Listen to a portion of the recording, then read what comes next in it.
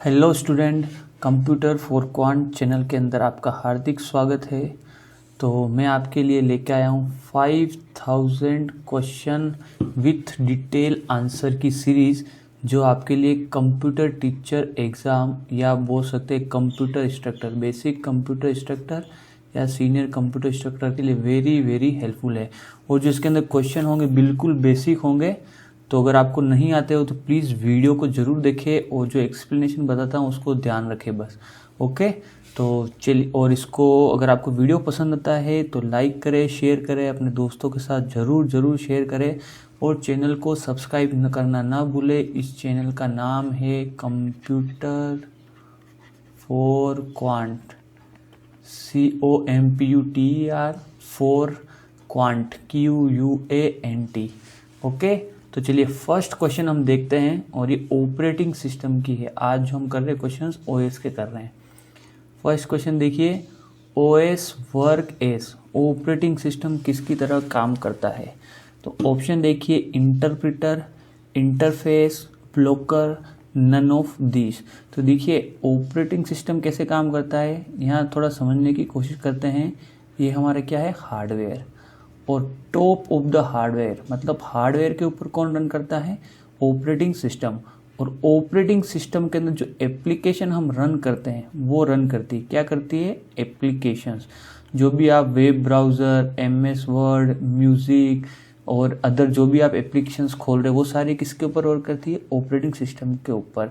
और यहाँ पे आप क्या है, एक यूज़र है, क्या है, एक यूज़र। तो यहाँ अगर आप देखेंगे तो ऑपरेटिंग सिस्टम किसकी तरह काम कर रहा है, इंटरफेस।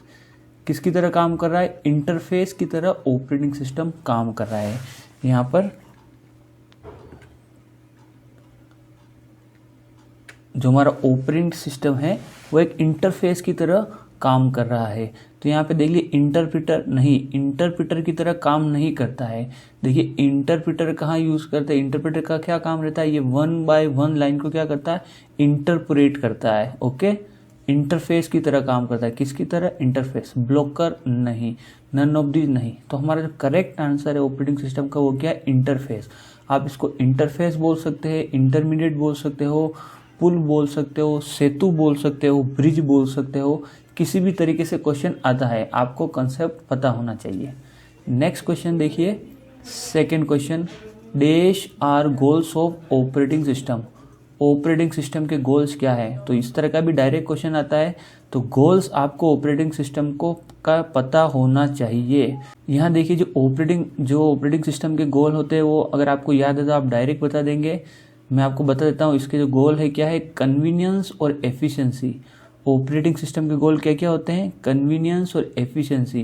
कन्वीनियंस यानी यूज़र को सहूलियत प्रदान करना, यूज़र फ्रेंडली होना। आप एक तरीके से मान सकते हैं यूज़र फ्रेंडली होना, जिसका एग्जांपल मैं देता हूँ विंडोज़ जो ऑपरेटिंग सिस्टम वो क्या बहुत ही ज़्यादा यूज़र फ्रेंडली है। तो OS दो तरीके से बन सकते हैं, या तो कन्वीनियंस के आधार पर आराम से कोई भी उपभोक्ता उसका यूज़ कर सके, या एफिशिएंसी के आधार पर। एफिशिएंसी यानी परफॉर्मेंस के आधार पर, जैसे सुपर कंप्यूटर है या मेन फ्रेम कंप्यूटर है, जो बड़े बड़े टास्क किए जाते हैं। Hard real time operating system है जो मतलब बिल्कुल डेडलाइन के ऊपर काम करता है, टाइम डेडलाइन के ऊपर। तो ये सारे किसके ऊपर है, एफिशिएंसी के ऊपर बेस होते हैं। तो मेजर जो गोल होते हैं ऑपरेटिंग सिस्टम के दो होते हैं, कन्वीनियंस प्लस एफिशिएंसी। ये आपको ध्यान रखना है। आपको utilisation and convenience, performance, efficiency, ये आपको कंफ्यूज करने वाली टर्म्स है। वैसे ये टर्म सारी इंटर रिलेटेड है, पर आपको मेन टर्म्स ध्यान रखनी है स्टैंडर्ड बुक के अकॉर्डिंग। नेक्स्ट क्वेश्चन अब हम देखते हैं, third question, operating system act as a mediator between. ये मीडिएटर की तरह काम करता है किसके बीच में, अभी मैंने आपको बताया था। तो देखिए यहाँ ऑप्शन चेक करते हैं, सॉफ्टवेयर एंड हार्डवेयर। तो देखिए यहाँ पे आपका क्या है, सॉफ्टवेयर और हार्डवेयर। यहाँ देखिए hardware and applications, hardware and applications. यहाँ देखिए user and applications, user and applications नहीं, user and hardware, user and hardware. तो देखिए हमारा जो आंसर है सी के इसका गलत आंसर है, और जो मोस्ट प्रोबेबली आंसर है वो कौन सा, डी इसका करेक्ट आंसर है। जो हार्डवेयर है इंटरफेस की तरह काम करता है, यूज़र, ये हमारा क्या है, यूज़र, और ये क्या है, हार्डवेयर। तो OS किसकी तरह, मीडिएटर की तरह काम करता है, यूज़र और हार्डवेयर के बीच में। अगर आपके पास ये ऑप्शन नहीं दिया हो तो आप इसके अंदर ये ऑप्शन भी लगा सकते हैं, OS हार्डवेयर और एप्लीकेशंस के बीच में मीडियर की तरह काम करता है। यहाँ देखिए हार्डवेयर और एप्लीकेशंस के बीच में डिपेंड करता है कि आपकी क्वेश्चन किस तरीके का आया है। ओके, तो चलिए नेक्स्ट क्वेश्चन की ओर हम चलते हैं। यहाँ अगर आपको यूज़र और हार्डवेयर दिया हुआ है तो आपकी प्रायोरिटी इस आंसर को ज़्यादा हो जाती है। ओके, चलिए नेक्स्ट क्वेश्चन को करने की कोशिश करते हैं। Fourth, what is an operating system? Operating system क्या होता है? तो देखिए, interface between the hardware and applications, collection of program that manages hardware resources, system services provides to the application program, all of the mention. तो देखिए वापस करते हैं, interface between hardware and application, ये ट्रू है, इंटरफेस की तरह काम करता है। Collection of programs that manages hardware resources, yes. Operating system collection of programme ही तो है जो क्या करता है, हार्डवेयर को मैनेज करता है, हार्डवेयर के जो रिसोर्सेज है उनको मैनेज करता है। यहाँ पे मैंने अभी बताया था कि ओएस क्या करता है, हार्डवेयर और यूज़र के बीच में इंटरफेस की तरह काम करता है। ये क्या करता है, हार्डवेयर की सर्विसेज प्रोवाइड करता है।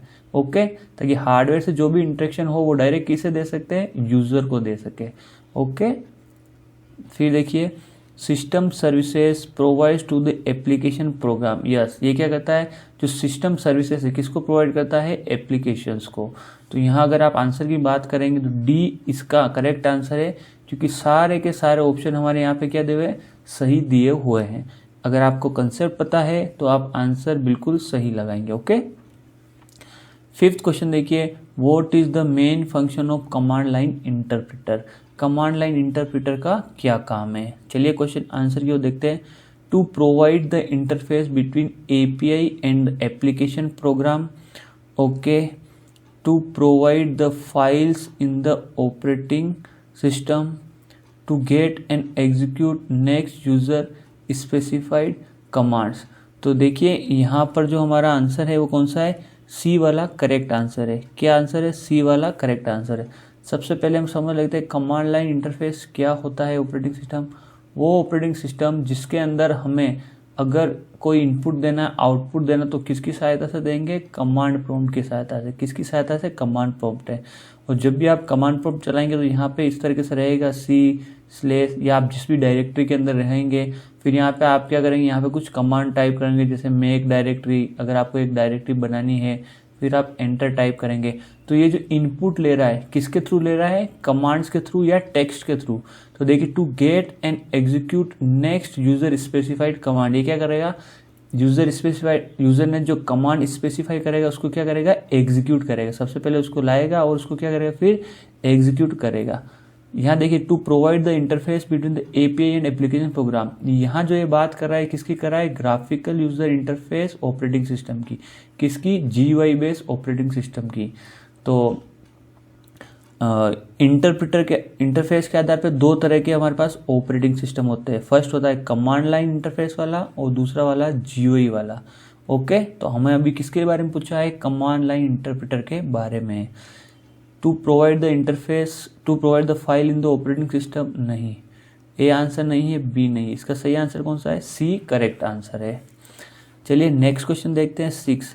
विच of the following errors will be handled by operating system? Operating system कौन सी एरर्स को हैंडल करता है? Lack of paper in the printer, हाँ ट्रू है। Connection failure in the network, yes true. Power failure, true. All of the mention. Operating system का काम यही होता है कि ओवरऑल सिस्टम को ये मैनेज करता है, चाहे प्रिंटर पेपर खत्म हो गया हो, चाहे नेटवर्क कनेक्शन फेलियर हो गया हो या पावर फेलियर हो गया हो, एवरीथिंग, कोई भी इंटरप्ट जनरेट होता है वो भी कौन हैंडल करता है, ऑपरेटिंग सिस्टम ही करता है।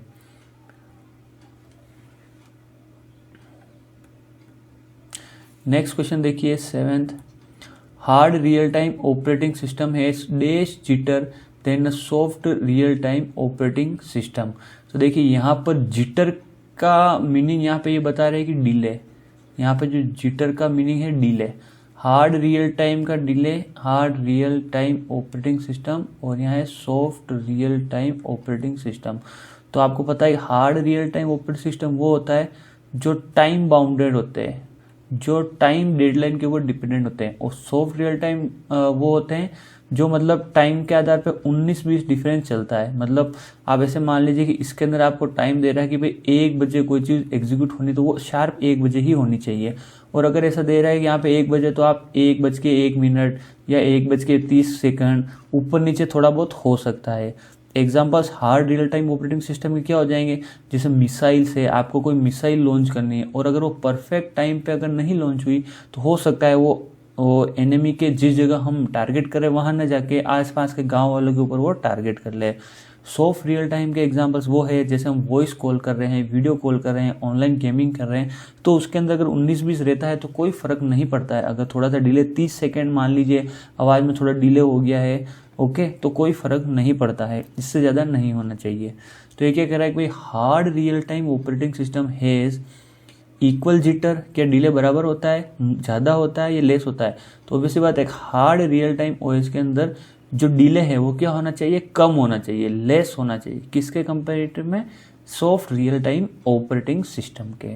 ओके, नेक्स्ट क्वेश्चन देखिए 8th, for real time operating system interrupt latency should be. अब देखिए वापस क्या रियल टाइम ऑपरेटिंग सिस्टम की बात की है और यहाँ पे कैटेगराइज नहीं किया है कि इसने हार्ड रियल टाइम की बात की है या सॉफ्ट रियल टाइम की बात की है। तो इसकी जो इंटरप्ट लेटेंसी है, मतलब कोई भी इंटरप्ट जनरेट होता है या कोई डिले होता है, जिटर होता है, तो क्या होना चाहिए? 0, minimal, maximum, dependent of the scheduling algorithm. देखिए 0 तो कभी भी होगा नहीं, कोई भी चीज़ हम 100% उसी समय पे नहीं कर सकते। हम कोशिश क्या करते हैं कि जो इंटरप्ट हो कम से कम व्यवधान उत्पन्न हो, कम से कम प्रॉब्लम्स आए। तो रियल टाइम ऑपरेटिंग सिस्टम के अंदर यही नीड हमारी रहती है कि कम से कम जिटर हो, कम से कम डिले हो या इंटरप्ट हो। मैक्सिमम तो हम चाहते नहीं है, तो ये हो नहीं सकता। डिपेंडेंट ऑफ शेड्यूलिंग एल्गोरिथम, नहीं, यहाँ पे शेड्यूलिंग एल्गोरिथम का कोई अभी यहाँ तक रोल नहीं है। तो हमारा आंसर क्या है? बी इसका करेक्ट आंसर है। नेक्स्ट क्वेश्चन अगर आप देखेंगे 9, same type of jobs are executed in. Same type of jobs किसके अंदर एग्जीक्यूट की जाती है? तो अगर आपने पढ़ा हो तो batch time real operating system के अंदर क्या होता है कि जॉब्स की क्या निकलती है? बैचेस, J1, J2, J3, ये क्या हो जाएगा? एक बैच। सेम इसी प्रकार नेक्स्ट बैच हो जाएगा J4, J5, J6, ये क्या हो जाएगा? बैच 2। अब ये पूरा का पूरा बैच कहाँ जाएगा? एग्जीक्यूट होने के लिए कहाँ जाएगा? मेन मेमोरी के अंदर। कहाँ जाएगा? मेन मेमोरी के अंदर। और ये पूरा का पूरा बैच क्या होगा? एक साथ एग्जीक्यूट होगा। और ये ध्यान रखना कि जो बैच एग्जीक्यूट, इसकी जो जॉब होगी वो कौन सी होती है? सेम टाइप की होती है। कौन सी होती है? सेम टाइप की। और इसके अंदर जो जॉब है ना, सबसे पहले कौन सी एग्जीक्यूट होगी? J1 एग्जीक्यूट होगी। फिर कौन सी एग्जीक्यूट होगी? J2। फिर कौन सी होगी? J3। J1 एग्जीक्यूट होकर कहाँ आएगी? सबसे पहले बाहर आएगी। फिर कौन सी आएगी? J2। फिर आएगी J3। अब बाहर नहीं आएगी, ये तीनों अगर एग्जीक्यूट होगी तो एक साथ बाहर आएगी, ये ध्यान रखना। ओके, अगर ये एग्जीक्यूट हो गई तो तीनों की तीनों एक साथ आएगी। किस फॉर्म में आएगी? बैच के रूप में। जैसे हम लैब के अंदर क्या होता है, हमारे बैचेस होते हैं ना भाई, ए से जे तक जिसके नाम है वो पहले बैच में बैठेंगे, फिर इसके आगे वाले नेक्स्ट बैच में बैठेंगे। जब भी हम कंप्यूटर लैब के अंदर जाते थे 11th-12th के अंदर, उसी प्रकार यहाँ चलता है। मान लीजिए कि J1 एग्जीक्यूट हो गया और J2 किसी कारण से एग्जीक्यूट नहीं हो पाया, तो ये पूरा का पूरा बैच क्या हो जाएगा? बंद हो जाएगा या स्टार्ट हो जाएगा। ओके, तो आपको क्या पूछा है? Same type of jobs are executed in. Same type of job कहाँ एग्जीक्यूट होती है? बैच प्रोसेसिंग ऑपरेटिंग सिस्टम के अंदर। रियल टाइम ऑपरेटिंग सिस्टम के अंदर आप किसी भी तरह की जॉब एग्जीक्यूट कर सकते हैं, चाहे वो कंप्यूटेशन हो, चाहे आईओ बाउंड हो। मल्टी प्रोग्राम के अंदर आप किसी भी तरह की कर सकते हैं, और मल्टीटास्किंग के अंदर भी आप जरूरी नहीं कि सेम टाइप की जॉब एग्जीक्यूट करें। नेक्स्ट क्वेश्चन की ओर हम चलते हैं। 10th क्वेश्चन देखिए, jobs are not interacted in. Jobs जो इंटरेक्टिव किसके अंदर नहीं होते हैं? तो मल्टी प्रोग्राम के अंदर इंटरेक्टिव होती है। इंटरेक्टिव मतलब ये है कि एक बार आपने जॉब को क्या एग्जीक्यूट के लिए भेज दिया, और अगर बीच में मान लीजिए उसको कोई इनपुट की ज़रूरत है या कोई आउटपुट की ज़रूरत है, तो वो क्या कर सकती है? वो ले सकती है रन टाइम के ऊपर। तो मल्टी प्रोग्रामिंग के अंदर तो होता है। डिस्ट्रीब्यूटेड ऑपरेटिंग सिस्टम के अंदर ऑब्वियस सी बात है इंटरेक्टिव जॉब होती है।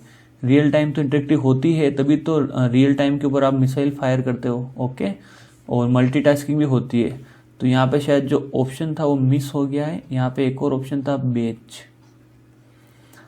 जॉब्स इंटरेक्टिव नहीं रहती है किसके अंदर, बेच टाइम ऑपरेटिंग सिस्टम के अंदर। इसका करेक्ट आंसर क्या है, ई है।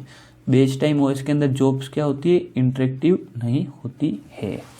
तो उम्मीद है दोस्तों अगर आपको समझ में आया है या अगर आपको वीडियो अच्छा लगा तो अपने फ्रेंड्स के साथ ज़रूर शेयर करें। जो क्वेश्चंस आएंगे बिल्कुल कंसेप्चुअल बेस आएंगे और आपको इनको पढ़ने से बहुत ज़्यादा मज़ा आएगा और कोई भी कन्फ्यूज़न वाला काम नहीं है अगर मैं आपको जो भी क्वेश्चंस कराऊंगा उनके अंदर। और इसके बावजूद भी अगर आपको ऐसा कुछ लगे कि सर पढ़ा रहे कुछ समझ नहीं आ रहा तो प्लीज़ मुझे कमेंट जरूर करें। तो मैं आपके क्या करूँगा, जो रिप्लाई का इंतज़ार करूँगा और उसका रिप्लाई ज़रूर दूंगा। Okay, thank you.